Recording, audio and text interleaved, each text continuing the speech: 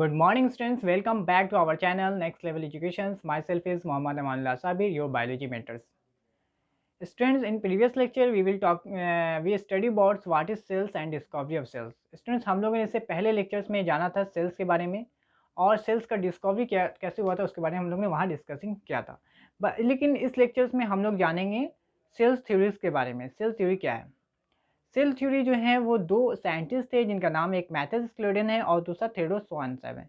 इन दोनों ने मिल के सेल थ्योरीज दिया था। तो मैथ्यूस जो साहब हैं उन्होंने एक जर्मन बॉटनिस्ट थे, वो जर्मन के एक बॉटनिस्ट थे। उन्होंने प्लांट्स के ऊपर बहुत सारे स्टडीज़ किए थे और उन्होंने बताया कि जो भी प्लांट टिश्यूज़ होते हैं वो सारे सेल्स के बने होते हैं।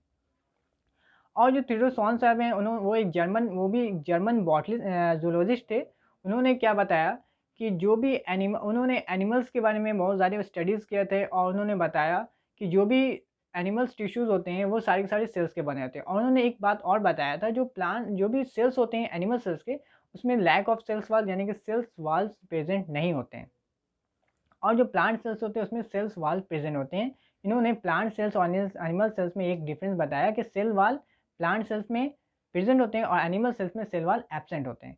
इन दोनों ने एक जो सेल थ्योरी कब दिया था, 1839 में इन दोनों ने सेल थ्योरी दिया था।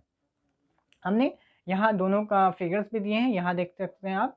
यहाँ मैथ्यूस साहब हैं और यहाँ एक है स्वान साहब हैं। इन दोनों ने सेल थ्योरी दिया था। क्या बताया कि सेल थ्योरी में क्या बताया, इन्होंने बताया कि all organism consist of cells and their products. मतलब जितने भी ऑर्गेनिज्म हैं वो सेल्स के बने होते हैं और उसके प्रोडक्ट्स के। All cells are structurally and metabolically are similars. मतलब बताया जो भी सेल्स है वो सब के सब स्ट्रक्चर में सिमिलर्स होते हैं और मेटाबॉलिकली भी वो सिमिलर्स होते हैं। उन्होंने बताया cell performs vital activities of an organism. और क्या बताया, जो भी सेल्स हैं किसी भी ऑर्गेनिज्म में जो भी प्रॉपर्टीज होते हैं, वाइटल एक्टिविटीज जान लीजिए क्या है। Cell perform vital activities of an organism. मतलब ये हुआ कि जो भी ऑर्गेनिज्म को अपने ख़ास प्रॉपर्टीज़ को शो करता है तो उसमें कोई ख़ास सेल ही जो होता है वो अपने ख़ास सेल की वजह से किसी भी ऑर्गेनिज्म का अपना प्रॉपर्टीज़ को शो करता है। तो उन्होंने एक बार बताया। और क्या, इस cells is a unit of heredity. और बताया कि जो भी सेल्स हैं वो सब हेरिडिटी के एक यूनिट है। लेकिन कुछ ऑब्जेक्शन इनके सेल थ्योरीज आए थे। यहाँ ऑब्जेक्शन के बारे में बताया। क्या ऑब्जेक्शन लगा था, इन्होंने बताया था कि सारे के सारे सारे ऑर्गेनिज्म हैं वो सेल्स के बने होते हैं, ठीक है। और उसके प्रोडक्ट्स में तो न्यूक्लियस भी आते हैं, लेकिन यहाँ बैक्टीरिया और साइनोबैक्टीरिया एक ऐसा ऑर्गेनिज्म है जिनके अंदर न्यूक्लियस प्रेजेंट नहीं होते हैं। यहाँ उनका ऑब्जेक्शन वहाँ उनका सेल थ्योरी गलत हो गया। उन्होंने इसके बारे में बैक्टीरिया और साइनोबैक्टीरिया के बारे में कुछ नहीं बताया। उनको वहाँ डिस्कसिंग करना चाहिए था, जिन्होंने वहाँ कुछ नहीं बताया। जैसे बैक्टीरिया और साइनोबैक्टीरिया में क्या होगा, वहाँ बैक्टीरिया और साइनोबैक्टीरिया में न्यूक्लियस एब्सेंट होते हैं और उसके जो मेम्ब्रेन्स होते हैं वो भी सेल ऑर्गेनेल्स होते हैं उसमें मेम्ब्रेन्स बॉन्डेड नहीं होते हैं। दूसरा क्या है, virus are acellulars and do not contain cellular machineries. Virus क्या है, ये एक सेल्स का बना होता है और उसमें कोई सेलुलर मैसनरीज नहीं प्रेजेंट होते, जैसे उसके अंदर जो ऑर्गेनल्स होते हैं उसमें प्रेजेंट नहीं होते हैं। थर्ड है RBC and sieve tube cells live without nucleus.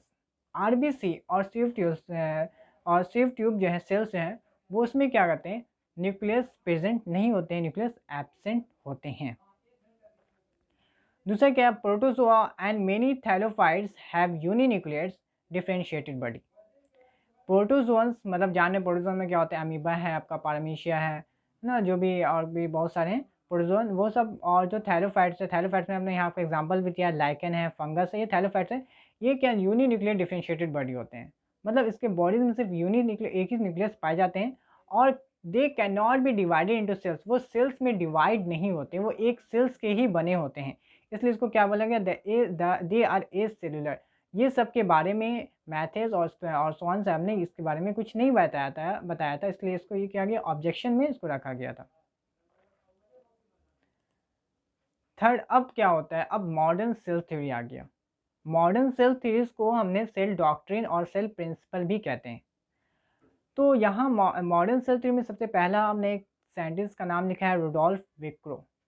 यहाँ हमने उनका फिगर्स पे दिया। रुडोल्फ विक्रो साहब थे जिन्होंने 1855 में बताया था कि जो भी सेल्स होते हैं वो अपने पहले मतलब जो भी बेबी सेल्स होंगे वो मदर सेल्स के बनते हैं। मतलब जो भी सेल्स होते हैं वो प्री एग्जिस्टिंग सेल से बने होते हैं। मतलब इन्होंने एक टर्म यूज़ किया ओमनी सेलुलर और ई सेलुलर, ठीक है। तो जो भी सेल्स हैं वो कहाँ से आ रहे हैं, अपने मदर सेल से ही आते हैं, इसलिए उन्होंने टर्म यूज़ किया ओमनी सेलुलर ई सेलुलर। और क्या बताया, all organisms are made up of cells, cytosols and nucleus and organelles and covering membranes. मतलब जितने भी ऑर्गेनिज्म हैं, जितनी भी सेल्स हैं, उसमें क्या होते हैं, साइटोसेल्स होंगे, उसके ऑर्गेनल्स फिर और न्यूक्लियस होंगे, है ना, और कवरिंग मेम्ब्रेन्स होंगे। Cells can survive independently but organism can not do so. ये क्या है, जो भी सेल्स जो होते हैं वो इंडिपेंडेंटली, वो किसी पे डिपेंड नहीं होंगे, वो अपने अकेले वो लाइफ को एग्जिस्ट कर सकते हैं। मगर जो भी ऑर्गेनल्स हैं वो अकेले अपने लाइफ को एग्जिस्ट नहीं कर पाएंगे। ऑर्गेनल्स, जैसे ऑर्गेनल्स के अंदर आपका जो भी माइटोकॉन्ड्रिया है ना, प्रोटोप्लास्ट है, ये सब अकेले एग्जिस्ट नहीं कर सकता है वो, लेकिन जो सेल्स हैं वो एग्जिस्ट कर जाएंगे। इट इज़ ए और क्या है, सेल क्या है, हाँ, it is unit of structures, function and heredity. इसीलिए सेल्स को स्ट्रक्चर, फंक्शन और हेरिडिटी का यूनिट कहा गया है। सेल स्ट्रक्चर भी देता है और आपको फंक्शन भी देता है और हेरिडिटी में भी हेल्प करता है, इसलिए सेल क्या है, एक यूनिट है स्ट्रक्चर, फंक्शन, हेरिडिटी का। Life exist only in the form cells. Life जब भी एग्जिस्ट करेंगे वो सेल्स के फॉर्म में ही एग्जिस्ट करेंगे। Nucleus contain genetic materials. Nucleus के अंदर क्या होते हैं, जेनेटिक मटेरियल्स प्रेजेंट होते हैं। जेनेटिक मटेरियल्स क्या है, जेनेटिक मटेरियल मतलब जीन प्रेजेंट होते हैं न्यूक्लियस के अंदर। डीएनए होते हैं, डीएनए में क्या होते हैं, जीन्स प्रेजेंट होते हैं। जीन्स क्या है, किसी भी कैरेक्टर को शो करता है। तो ये क्या होता है, पेरेंट्स से जो भी कैरेक्टर बेबीज़ में आते हैं वो न्यूक्लियस के ज़रिए ही आते हैं, वो सेल्स के ज़रिए आते हैं, ठीक है। तो इसलिए क्या होगा, न्यूक्लियस कंटेन जेनेटिक मटेरियल्स के अंदर वो क्या होते हैं, जेनेटिक मटेरियल्स प्रेजेंट होते हैं, यानी it carry the character and transfer of character from one generation to the other generation.